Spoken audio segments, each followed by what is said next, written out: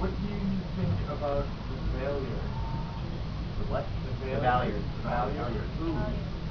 The unofficial 12 evil version. Yeah. If I can field it, Yeah. there's a lot of speculation going on about the nature of the Valiard and what the Valiard is. I honestly think the one where we see the Dream Master, Yeah. we're looking at the Valiard Yeah. right there. Yeah. Because he says it's a part of him. And he says it's a part of him that wants to hurt him and kill him. And then we Yeah. see this guy, the Dream Master, Yeah. screwing with their heads. Yeah. If that isn't the Valiard, I don't Yeah. know what is. Yeah. Right there. I was wondering, which doctor do you think is the most good-looking doctor? David Tennant. Although I will admit, Matt Smith came to us pre-funded.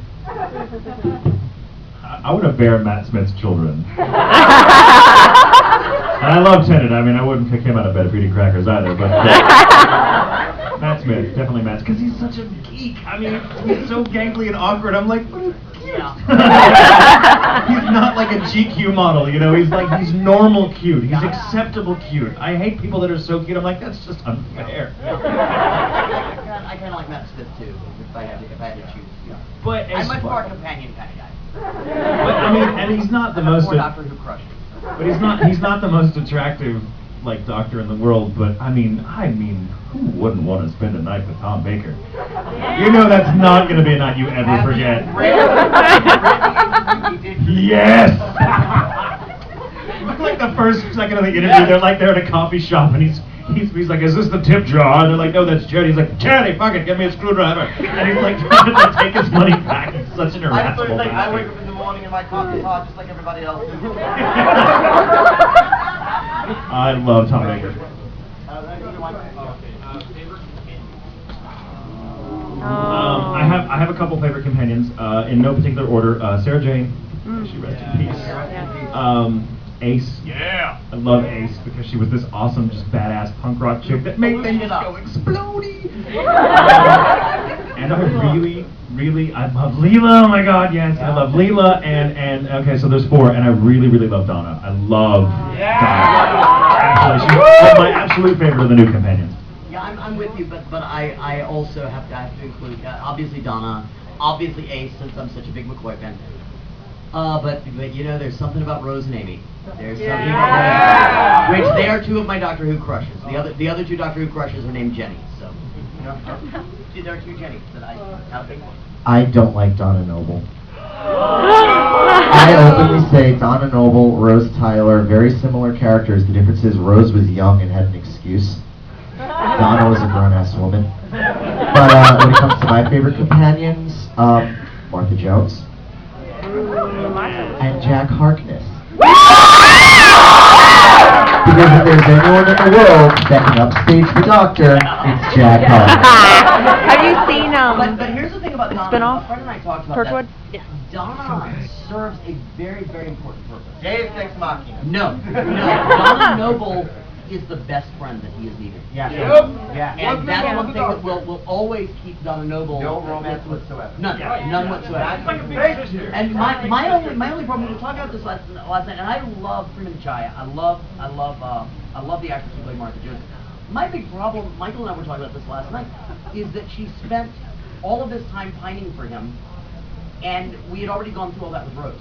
Right. So I was kind of like, okay, well, it's kind of not to sell her short, because she's got some amazing episodes. Oh yeah, no, she's a wonderful actress. But Martha, and Martha too, for my money, I really love her, but I just felt they didn't do enough with her.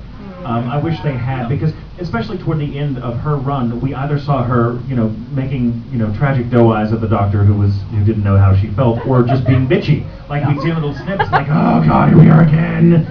And I don't mind that so much, but it just never took us anywhere after a while. Ironically, the part in the series where she actually does the most good and has the best stuff going on for her is the finale when she's going around the world. Yeah. You Definitely. get to see Martha Jones I totally being agree. awesome. Yeah. And if you have the book, the story of Martha, and it talks about all the stories she told, all the places she went. That book is amazing if you want to see inside Martha Jones' character. But I am going to say, in terms of Martha Jones, there was one thing that always bothered me, and I just watched her first episode again just a couple of days before coming up here.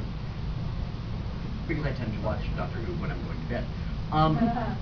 So I'm just re-going through the whole series again.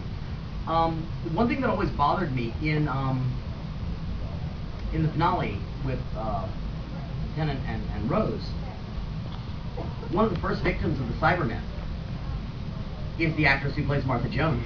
Yeah. And that really bothered me going back in later. But if you watch when she and the Doctor are talking about Canary Wharf, she mentions that she has a cousin who worked there that disappeared. And I went, okay, problem solved. I'll never have that problem. So.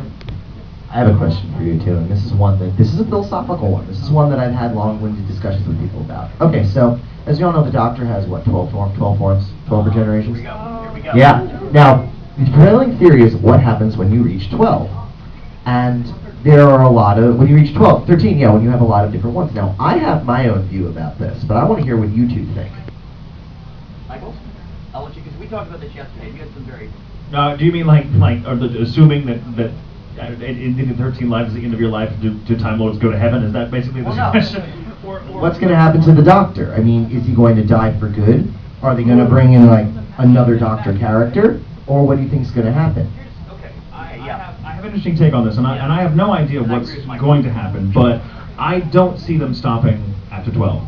And I don't think they're going to have to go against canon because, and I've done a lot of research on this because it's bugged the hell out of me for years, it has never been established to my satisfaction whether the 12 regenerations rule is a biological limitation or a societal one. And now that there is no Time Lord society, the Doctor is free to regenerate however many times he wants.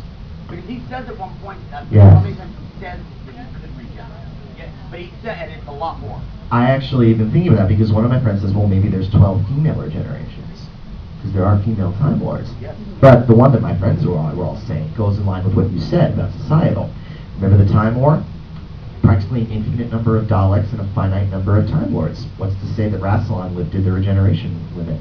And all the Doctors can regenerate unlimitedly, and the Doctor is the only one left. And Rassilon is trapped in, Timothy Dalton's trapped in his little time sphere. Yeah. What's to say that it is just a societal thing? He can regenerate as much as he wants, and we'll have like Doctor Who 2279 with the 100th Doctor. I'll tell you something that I think is interesting that I've kind of been brooding on, and this is just my own kind of weird little fanboy hypothesis. Not even a hypothesis, just something I think would be interesting to see. If the regeneration rule, the 12 regeneration rule, is a cultural thing imposed on the Time Lords, well, you have to ask yourself, well, then what's the drawback to letting every Time Lord live as long as they want to? Well, perhaps the only way to go beyond a certain amount of generations is to take that regenerations from other Doctors, and so it's almost sort of an anti-symbiont thing. So, well, because this is what the Master does, and we know the Master can come back, and so that if anyone goes beyond a certain, and which is very interesting to me, that maybe the Doctor now, having killed all the Time Lords, has in some way absorbed all of the possible regenerations, which I think was really interesting because I love that as a character, because I think the Doctor would hate that. I think the Doctor would hate having the burden of knowing that he's going to have to live out every other Time Lords the rest of their lives in perpetuity for them. But that's a very interesting thing that they could run with. I would just like to see them do something. I don't know if they will, but